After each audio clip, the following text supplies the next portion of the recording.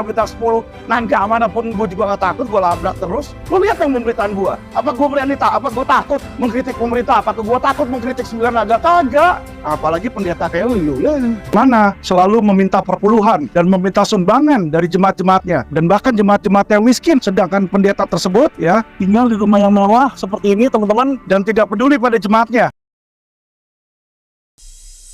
Ya kelihatan nih di depan rumah 2 lantai, ini lumayan besar ya. Ada mobilnya Hyundai Palisade bernomor plat B400MD teman-teman ya. Jadi supaya kita tahu orang-orangnya, kita tahu dan bisa kita identifikasi nanti teman-teman ya. Ini rumahnya mereka, teman-teman bisa lihat. Oke teman-teman, jadi kita bisa lihat inilah contoh gembala pendeta GBI CK7 yang dimana selalu meminta perpuluhan dan meminta sumbangan dari jemaat-jemaatnya, dan bahkan jemaat-jemaat yang miskin, sedangkan pendeta tersebut ya tinggal di rumah yang mewah seperti ini teman-teman, dan tidak peduli pada jemaatnya. Jadi teman-teman tolong jangan tertipu sama nabi-nabi palsu ya teman-teman ya. Jadi nabi-nabi palsu itu adalah yang selalu teriak-teriak, ada teologi kemakmuran lah, biar makmur untuk masyarakatnya, dan jemaat itu kalau mau dapat duit, mau dapat, kalau nyumbang 1 juta besok dapat 100 juta di situ teman-teman. Gak ada teman-teman ya. Yang ada uang kamu 1 juta dibeliin buat aset-aset pribadinya. Itu yang terjadi pada oknum nabi-nabi palsu teman-teman ya. Jadi kalau kita ketemu sama pendeta yang kaya seperti ini teman-teman, apa yang kita lakukan? Jangan kasih sumbangan teman-teman. Jangan kasih sumbangan. Yang diajarin dari ajaran agama Kristen adalah kalau misalnya ada duit di situ, ya kan teman-teman, kalau ada duit, suruh pendetanya ini yang bagi ke fakir miskin. Dia harus memberikan contoh, bukan menyuruh jemaat yang kaya kasih ke yang miskin. Pendetanya udah kaya kok, kecuali pendetanya miskin teman-teman ya. Kalau pendetanya miskin, kita masih oke lah di situ, karena dia nggak punya uang, dia minta dari jemaatnya, itu kita harus bantu. Tapi kalau pendetanya sudah kaya raya seperti ini teman-teman, jangan mau dimintain duit. Jadi kalau dimintain persembahan, dimintain perpuluhan, ya kan, suruh dia kasih perpuluhan dulu, suruh dia jual semua aset-aset dia, berikan ke fakir miskin. Itu yang diajarkan oleh Alkitab. Terima kasih teman-teman. Tutup. Halo Pak, ini benar gereja Interkon CK7 bukan? Ya. Oh, masih ada orang? Oh, udah tutup banyak orang. Kalau sekretariatnya? Karena itu udah pada pulang juga. Udah pulang? Iya. Tapi ini benar punya Dokter Yanto ya? Iya. Oke, sampaikan aja. Nanti dalam waktu 1-2 hari kita akan kirim somasi ya untuk ke pengadilan. Oke, thank you Pak. Ya. Makasih. Siapin. Pak? Apa-apa, sabarin aja. Masih ada sekretariat ya Pak? Atau siapa? Udah pulang? Oh ya sudah. Bapak dari kepolisian di sini resmi Pak? Ada surat tugas nggak Pak? Boleh saya lihat Pak? Belum ambil. Bapak Emmanuel dari mana Pak? Di mana Pak? Bapak 2 ya. Tolong nanti sampaikan kalau nggak ada surat resmi. Jangan ada oponen-oponen non-sipil di sini Pak. Karena polisi itu tidak bertugas untuk menjaga orang-orang berduit Pak. Ya, enggak, saya kasih tahu Bapak aja. Karena kalau enggak, nanti saya telepon Pak Listio Sigit Pak. Ini saya kasih tahu Bapak. Ya, bilangin jangan jadi pengecut di situ. Ya nipu uang masyarakat ratusan miliar Pak. Ya, jadi Bapak jangan bela orang yang salah. Ini Pak Listio Sigit Pak. Iya. Tahu Bapak, saya kasih tahu Bapak, nggak berniat bergetak ataupun ada pemberitahuan. Nih udah tahu ya Pak. Jadi saya WA nama beliau. Ini Bapak bisa catat nomornya sama apa nggak? Belakangnya 9191. Coba cek aja. Ya, jadi setahu saya rakyat sipil itu nggak bisa didampingi atau dikawal oleh polisi Pak. Betul. Iya, makanya saya tanyakan surat tugas Bapak. Kalau ada surat tugas ya nggak masalah. Cuma kalau nggak ada surat tugas nanti saya laporin ke Propam. Ada ya? Oke. Oke, nanti saya coba tanyakan ke beliau ya. Jadi kita nggak mau mentang-mentang orang kaya atau gereja ini, karena gereja ini ada nipu duit orang Pak. Iya, makanya saya kasih tahu Bapak. Gak apa-apa. Makanya saya cari orangnya. Tadi saya baru di rumahnya. Di L1 nomor 43, ya kan? Ya udah nggak apa-apa. Saya ini bukan rekaman Bapak kok. Urusannya sama orang lain. Teman-teman, kali ini kita masuk lebih dalam lagi di dalam skandal gereja CK7. Ya, kalau kemarin pertama anaknya menggelapkan 53 juta teman-teman ya, pidana perbankan. Ini sekarang bapaknya si Yanto ya, yang kami duga juga ada penyalahgunaan wewenang uang yayasan dan adanya uang masuk ke Indosuria teman-teman. Sekarang yang ketiga teman-teman ya, yang ketiga yang kami mau olah dan kami mau racik adalah dugaan penggelapan pajak. Nah loh, jadi gini teman-teman ya, yayasan itu secara hukum, secara undang-undang itu bebas pajak, tetapi kalau pribadi tidak harus bayar. si pengurus-pengurus dan pendeta-pendeta yayasan ini di CK7 ya, ternyata informasi dari saksi tersebut menggunakan nama ya yayasan untuk di dalam aset pribadi. Jadi asetnya itu sebenarnya aset pribadi, tapi ditempati oleh si oleh seolah-olah oleh yayasan di situ ya, teman-teman. Jadi kalau dia jual beli tidak kena pajak di situ karena yayasan. Ya toh nanti uangnya tetap dari yayasan dikasih lagi ke pribadi. Nah, ini yang saya curigai kemarin ya, berarti selain dia merugikan pemerintah dalam bentuk undang-undang, dalam bentuk penggelapan pajak, teman-teman ya, juga di sini ada pidana yayasan yang kemarin saya bilang. Karena kenapa? Aset pribadi tidak boleh dimasukkan dalam yayasan, aset yayasan tidak boleh diatasnamakan pribadi. Itu sudah ada undang-undangnya, teman-teman ya. Jadi teman-teman, juga pada hari ini tadi saya sudah mendatangi ya, saya mengajukan olah TKP, teman-teman. Saya datangi rumah dari si Dr. Rianto tersebut ya, yang berada di Blok L1 di Intercon. Dia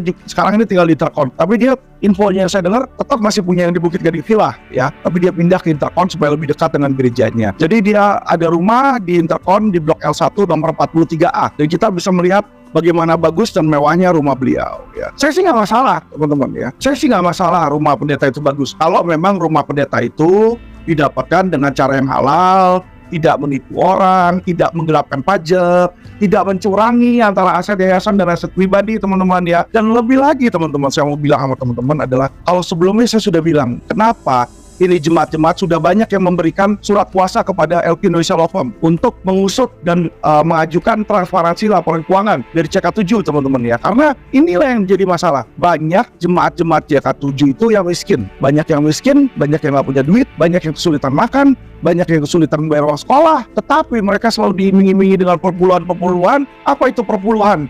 Ya, yang diajari dogmanya adalah kamu berikan 1 juta, besok dapat 100 juta. Jadi orang kayak judi dong. Sekarang beri 1 juta, besok dapat 100 juta nih di situ. Jadi ya, misalnya orang miskin itu cuma punya 10 juta dikasih semua ke gereja. Ternyata nggak dapat tuh 1 miliar. Harusnya kan 1 miliar kalau dikali 100 nggak dapat, teman-teman ya.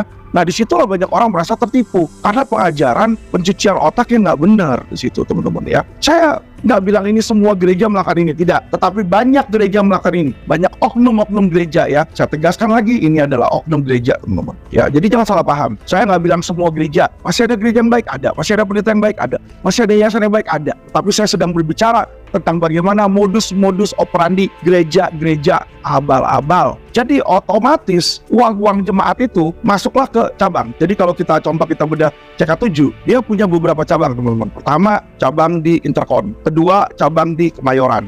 Ya. Ketiga di Alam Sutra, teman-teman. Ya, jadi udah merambah ke Tangerang juga di situ. Nah, ini adalah pusat-pusat orang-orang kaya. Ya, pusat-pusat orang kaya. Nanti dalam podcast kami selanjutnya, kami akan tampilkan beberapa jemaat CK7 yang akan memberikan kesaksian bagaimana ada seorang pekerja di situ, ya kan? Bagaimana perlakuan mereka kalau nggak memberikan perpuluhan dikutuk, kalau nggak memberikan persembahan 10 dikutuk, kalau nggak memberikan persembahan atau persepuluhan diumumkan di depan umum bahwa dia tidak memberikan, sebagai efek jerah, sebagai membuat rasa malu terhadap orang tersebut. Menurut saya itu bukan ajaran-ajaran Tuhan Yesus. Ya, Tuhan Yesus datang bantuin orang miskin, kasih makan orang miskin, bukan mempermalukan orang miskin di depan orang kaya. Apalagi mengambil uang orang miskin buat supaya si pendetanya kaya. Nggak ada itu versi Tuhan Yesus, nggak ada. Nggak ada ajaran Kristen seperti itu. Kalau ajaran Kristen seperti itu, hari ini juga Alvin Lim akan berubah agama, tidak mau jadi Kristen. Tidak akan. Saya mau jadi orang lurus, saya mau jadi orang bersih. Walaupun dulu saya jahat, ya saya akui. Dulu saya banyak melakukan kejahatan. Saya sudah masuk penjara, saya ambil anak saya, ya kan, secara melawan hukum, misalnya katanya. Ya kan, walaupun itu anak saya sendiri, saya di penjara, saya jalani, saya dicap penjahat oleh negara, nggak apa-apa. Yang penting anak saya sama saya besarkan anak saya jadikan anak saya orang yang berguna bagi bangsa. Walaupun saya dicap orang jahat, saya lakukan. Tetapi ini saya lawan bukan gereja, camkan teman-teman, bukan gereja yang saya lawan, bukan umat Kristen yang saya lawan, tidak. Saya melawan oknum-oknum nabi-nabi palsu, orang-orang yang mengambil uang recehan dari jutaan orang sehingga dia bisa menjadi kaya, teman-teman. Dan ini yang dilarang. Ya, kenapa? Kalian lihat dong gaya hidupnya. Tapi ini khusus sekarang tentang modus operandi oknum-oknum Mamon. Ya, dewanya uang itu Mamon. Mamon ini sudah lebih hebat dari Lucifer. Mamon ini sudah menguasai orang-orang, sudah menggerogoti orang-orang. Sehingga sekarang itu kalau kamu tanya ke cewek, kamu lebih suka cowok ganteng atau cowok berduit? 90% mungkin akan bilang cowok berduit. Karena Mamon sudah berkuasa, teman-teman. Be very careful.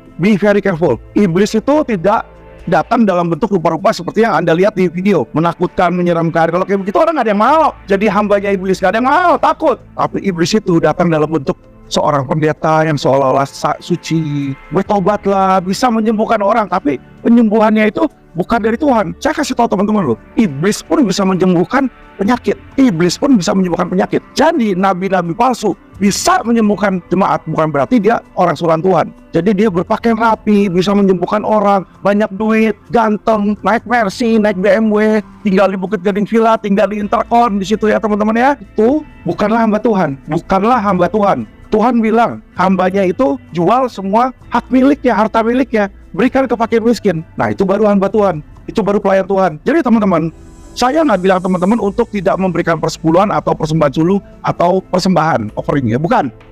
Jangan salah artikan kata-kata saya. Silakan Anda berikan perpuluhan, silakan Anda berikan persembahan, silakan Anda berikan buah sulung kepada orang yang tepat teman-teman, kepada orang yang tepat. Yaitu siapa? Fakir miskin, bukan gereja loh. Fakir miskin, orang-orang yang miskin yang butuh duit, bukan gereja. Apalagi gereja udah kaya, kayak tadi itu Intercon ya, gerejanya berapa? 9 ruko gandeng punya dia. Nggak butuh duit bos, kayak begitu. Lo kasih duit, lo kasih makan duit, ya dia bingung. Gereja udah ada, gedung udah ada, apa udah ada. Akhirnya apa duitnya? Ya udahlah, gue beli aset pribadi. Karena udah kebanyakan duit. Jadi seharusnya gereja itu harusnya menolong orang-orang yang miskin. Tetapi kalau Anda melihat gereja Anda tidak punya transparansi keuangan, saya katakan kepada Anda, stop berikan persembahan, stop berikan buah sulung, stop berikan perpuluhan terhadap gereja tersebut. Stop, karena uang Anda tidak akan sampai tempat sasaran. Terus ada yang bilang, Pak, ya nggak apa-apa dong, kita ngasih apa namanya, orang yang penting kan kita ngasih ikhlas Pak. Terserah mereka mau pakai buat apa, bukan urusan kita. That is the answer of unreasonable person. Orang yang nggak punya tanggung jawab tuh ngomong kayak gitu. Orang yang nggak mau pusing tuh ngomong kayak gitu. Orang yang goblok itu ngomong kayak gitu. Kenapa saya bilang? Lu memberikan persembahan buat kebaikan atau buat keburukan sih, saya tanya. Buat kebaikan toh. Kalau kita berikan ke fakir miskin untuk kebaikan. Tapi kalau lu berikan uang buat misalnya pencandu narkoba, aduh kasihan adik gua, dia lagi kecanduan narkoba tuh udah gemeteran, gua kasih duit, butuh berapa dek? 1 juta nih, dek 10 juta lu beli 10 gram. Lu apakah itu persembahan? Goblok kan kalau kayak begitu kan? Goblok, itu anak gak punya pendidikan kalau ngomong kayak begitu. Sorry aja ya. Jadi kita berikan persembahan, kita juga punya tanggung jawab. Kita harus pastikan ke siapa kita berikan itu adalah ke orang yang punya tanggung jawab, teman-teman. Ya, bukan orang yang bertanggung jawab. Nah, inilah balik. Pendeta yang bertanggung jawab dan pendeta yang tidak bertanggung jawab. Kalau pendeta itu bertanggung jawab dan memberikan laporan keuangan yang terbuka, silahkan berikan persembahan, teman-teman. Lakukan kewajiban Anda. Anda punya kelebihan, punya apa, beri, bantu gereja tersebut. Itu Anda membantu untuk kebaikan. Tapi kalau Anda tahu gereja Anda sudah kaya, gereja Anda nggak pernah memberikan persembahan ke orang-orang miskin, gereja Anda tidak pernah melakukan sesuatu kebaikan keluar, gereja Anda tidak persembahan ke situ. Apalagi pendeta Anda sudah kayak 7 keturunan kagak akan mampus tuh harta. Buat apa Pak? Yang saya heran, ada aja pendeta punya nyali di depan gembalanya, di depan jemaatnya bersidang, berkhotbah. Hai jemaat, berikan persepuluhan. Kalau enggak, lu mati nanti, kena kutuk, kena ono, kena ini, kena itu. Gua heran, gua cuma garuk-garuk kepala. Perasaan gua ini pendeta yang sama nih, gua gak pernah lihat dia memberikan perpuluhan.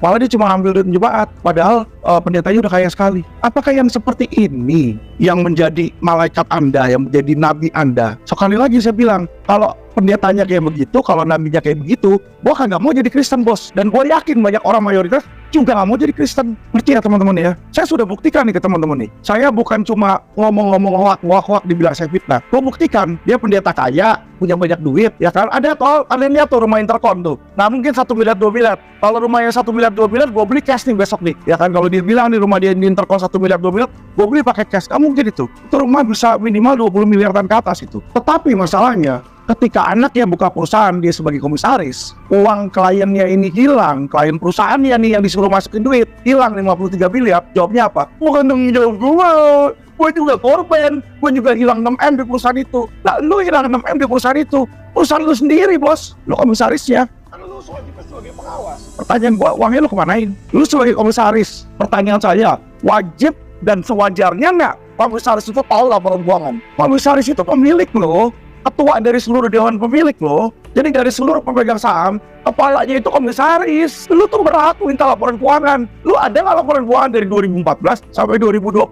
Coba lu kasih dong ke gua. Kalau lu bilang, oh gua nggak tahu itu semua direktur. Nah pertanyaan gua, lu lakukan tugas lu sebagai pengawas direktur nggak? Jadi jangan seenaknya aja ngomong, seenaknya jidat. Ya kan, lu juga korban di situ. Walaupun lu juga korban di situ karena lu pemilik perusahaannya, lu yang tanggung jawab. Mana ada sih lu pemilik perusahaan lu kagak mau tanggung jawab? Apalagi harta lu banyak. Kok lu terlalu perhitungan sama duit sama mamon lu? Padahal lu punya banyak sekali aset-aset. Ya, bapak lu juga punya banyak aset, bisa minta tolong bapak lu. Ini 53 miliar di kumpulan 13 orang, ya itu uang pensiunan dia.